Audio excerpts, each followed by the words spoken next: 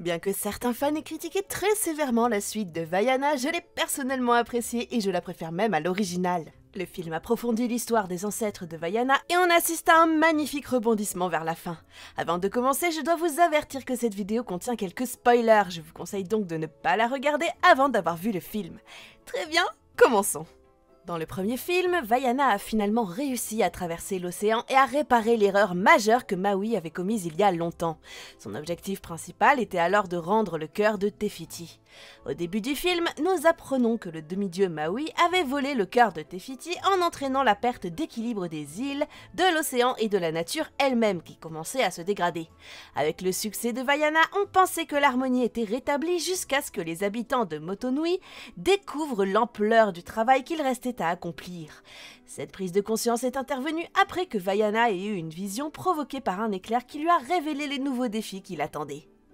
L'une des parties que j'ai préférées dans cette suite est l'introduction de Simea, la petite sœur de Vaiana. Bien qu'elle soit apparue dans le premier teaser de Vaiana 2, nous apprenons à mieux la connaître dans le film. Simea admire beaucoup Vaiana et veut d'abord se joindre à elle dans sa nouvelle mission, ce que Vaiana refuse, ce qui est compréhensible. J'ai trouvé les réactions de Simea hilarantes lorsque Vaiana et Maui lui apportent divers objets de leur voyage. Elle les traite d'abord comme des trésors avant de demander ce qu'on lui a vraiment donné.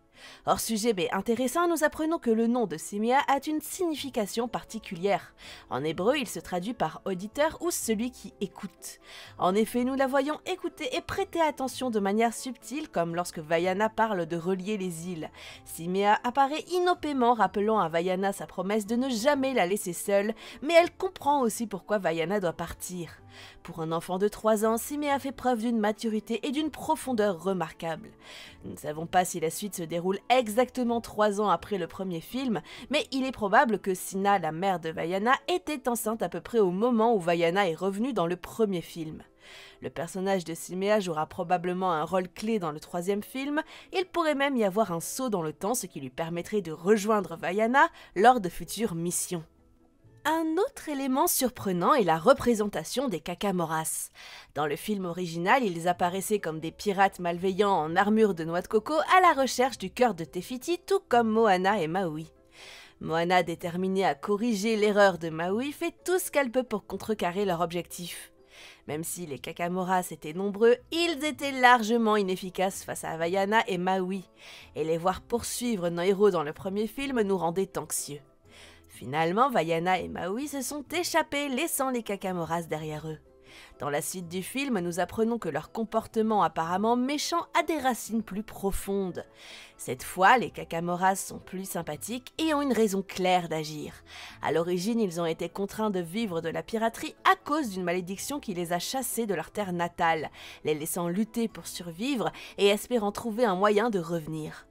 Lorsque Vaiana et son équipage les rencontrent à nouveau, les Kakamoras agissent d'abord par peur.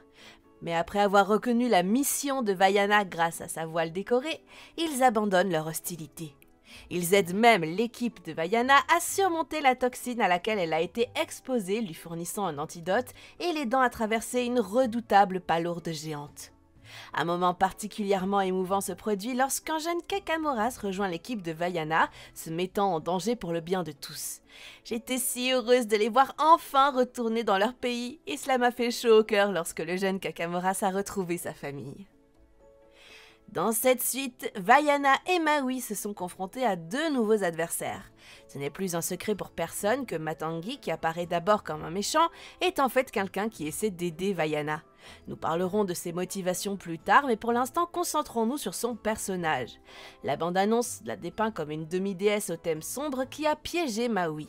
Nous apprenons que son véritable plan consiste à guider et à manipuler Vaiana pour qu'elle affronte Nalo, le dieu de la tempête. Ses capacités ressemblent à celles des chauves-souris. Elle peut voler, léviter et même marcher sur les murs. Tout au long du film, elle a une aura légèrement dérangée, comme si le fait d'avoir été piégée avait mis à mal sa santé mentale. Son personnage m'intrigue et je suis curieux de connaître son rôle dans Vaiana 3. Parlons maintenant de Nalo. Mes sentiments à son égard sont partagés. Te Fiti, la divinité précédente, voulait qu'on lui rende son cœur, un motif raisonnable et significatif. Nalo, en revanche, me semble beaucoup plus malveillant. Je me demande également combien de dieux existent dans cet univers et pourquoi aucun d'entre eux n'a essayé de l'arrêter. La posture et le comportement de Nalo rayonnent de confiance et de domination. Il est représenté assis sur une sorte de trône au milieu des nuages, ses yeux brillant dangereusement. Avec ses expressions faciales passives-agressives et les marques d'éclairs sur son corps, l'apparence de Nalo souligne son lien avec les tempêtes et le pouvoir. Sous une autre forme terrifiante, il se manifeste sous la forme d'une tempête lorsqu'il affronte Vaiana et son équipage. En ce qui concerne l'équipage de Vaiana, contrairement au premier film, elle bénéficie désormais du soutien des habitants de Motunui lorsqu'elle part à la recherche de Nalo et reconnecte les îles. Suivant les conseils de sa mère, Vaiana demande l'aide de plusieurs personnes, Kele, Loto et Moni. J'ai adoré la dynamique de ce groupe. Ils sont comme des pôles opposés qui travaillent en harmonie. Kele, un vieux fermier choisi contre son gré, est grincheux et se plaint que tout le monde se mette à chanter. Loto est énergique, désireuse de faire ses preuves et a souvent des idées ingénieuses.